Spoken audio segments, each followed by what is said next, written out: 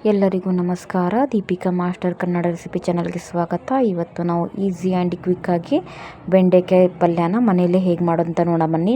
ನಾನಿಲ್ಲಿ 1/4 kg ಬೆಂಡೆಕಾಯಿನ ತೊಗೊಂಡಿದ್ದೀನಿ. ಅದನ್ನು ಈ ಥರ ಮೀಡಿಯಮ್ ಸೈಜ್ಗೆ ಕಟ್ ಮಾಡ್ಕೊಂಡಿದ್ದೀನಿ. ಇಲ್ಲಿ ಚಪಾತಿ ಹಂಚನ್ನು ತೊಗೊಂಡಿದ್ದೀನಿ. ಕಟ್ ಮಾಡ್ಕೊರೋ ಬೆಂಡೆಕಾಯಿನ ಹಾಕ್ಕೋತಿದ್ದೀನಿ. ಅದಕ್ಕೆ 1 ಸ್ಪೂನಷ್ಟು ಎಣ್ಣೆನ ಹಾಕ್ಕೋತಿದ್ದೀನಿ.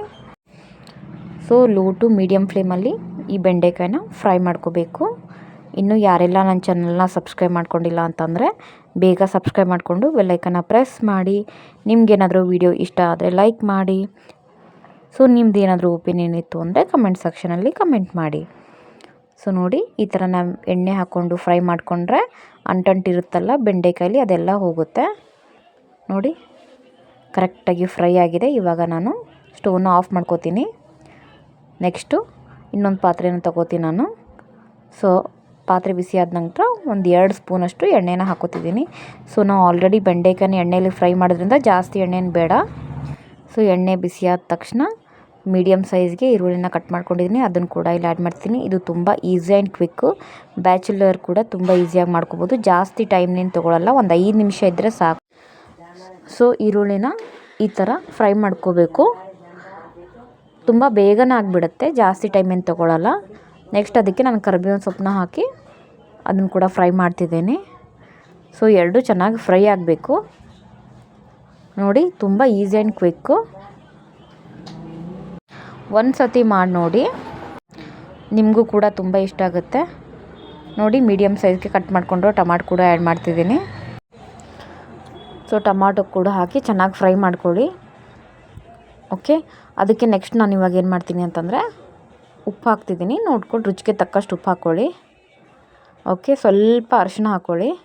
ನಿಮ್ಗೆ ಎಷ್ಟು ಬೇಕೋ ಅಷ್ಟು ಖಾರನ ನೋಡ್ಕೊಂಡು ಹಾಕ್ಕೊಳ್ಳಿ. ಇದನ್ನು ಲೋ ಫ್ಲೇಮಲ್ಲಿ ಕರೆಕ್ಟಾಗಿ ಫ್ರೈ ಮಾಡಿ. ಓಕೆ, ಈ ಟೊಮಾಟೊ ಎಲ್ಲ ಮೆತ್ತಗಾಗಬೇಕು. ಟೊಮಾಟೊ ಈರುಳ್ಳಿ ಏನಿದೆಯಲ್ಲ ಚೆನ್ನಾಗಿ ಮೆತ್ತಗಾಗಬೇಕು. ಅಲ್ಲಿವರೆಗೂ ಫ್ರೈ ಮಾಡ್ಕೊಳ್ಳಿ. ತುಂಬ ಟೇಸ್ಟಿ ಆ್ಯಂಡ್ ತುಂಬ ಈಸಿ ಇರುತ್ತೆ. ಒಂದು ಸತಿ ಮಾಡ್ಕೊಂಡು ಊಟ ಮಾಡಿ. ಇದನ್ನು ಚಪಾತಿ, ರೊಟ್ಟಿ ಯಾವುದ್ರ ಕಾಂಬಿನೇಷನ್ ಬೇಕಾದರೂ ಊಟ ಮಾಡ್ಬೋದು. ಸ್ಪೆಷಲಿ ನಮ್ಮ ಉತ್ತರ ಕರ್ನಾಟಕ ಕಡೆ ಎಲ್ಲ ಜೋಳದ ರೊಟ್ಟಿ ಜೊತೆ ಊಟ ಮಾಡ್ತಾರೆ. ನೆಕ್ಸ್ಟು ನಾವು ಫ್ರೈ ಮಾಡ್ಕೊಂಡು ಇಟ್ಕೊಂಡಿದ್ವಲ್ಲ, ಅದನ್ನು ಬೆಂಡೆಕಾಯಿ ಹಾಕ್ತಿದ್ದೀನಿ. ಅದನ್ನು ಹಾಕಿಬಿಟ್ಟು ಕರೆಕ್ಟಾಗಿ ಮಿಕ್ಸ್ ಮಾಡ್ತಿದ್ದೀನಿ. ನೋಡಿ, ತುಂಬಾ ಈಸಿ. ಜಾಸ್ತಿ ಏನು ಇಂಗ್ರೀಡಿಯೆಂಟ್ ಏನು ಬೇಕಿಲ್ಲ ಇದಕ್ಕೆ. ಆ್ಯಂಡ್ ಕ್ವಿಕ್ಕಾಗಿ ಕೂಡ ಆಗುತ್ತೆ. ನೋಡಿ, ಎಷ್ಟು ಚೆನ್ನಾಗಿ ಅನಿಸ್ತಿದೆಯಲ್ಲ, ನೋಡೋಕ್ಕೆ ಎಷ್ಟು ಚೆನ್ನಾಗಿದೆ. ಊಟ ಮಾಡೋಕ್ಕೂ ಅಷ್ಟೇ ರುಚಿಕರವಾಗಿದೆ, ಟೇಸ್ಟ್ ಕೂಡ. ನಾನಿವಾಗ ಮೇಲ್ಗಡೆ ಮುಚ್ಚಿ ಒಂದು 30 ಸೆಕೆಂಡ್ ಬಿಡ್ತೀನಿ. ನೆಕ್ಸ್ಟು ಆಫ್ಟ್ರ್ 30 ಸೆಕೆಂಡ್ ಆದಮೇಲೆ ಫುಲ್ ಸಾಫ್ಟಾಗಿರುತ್ತೆ.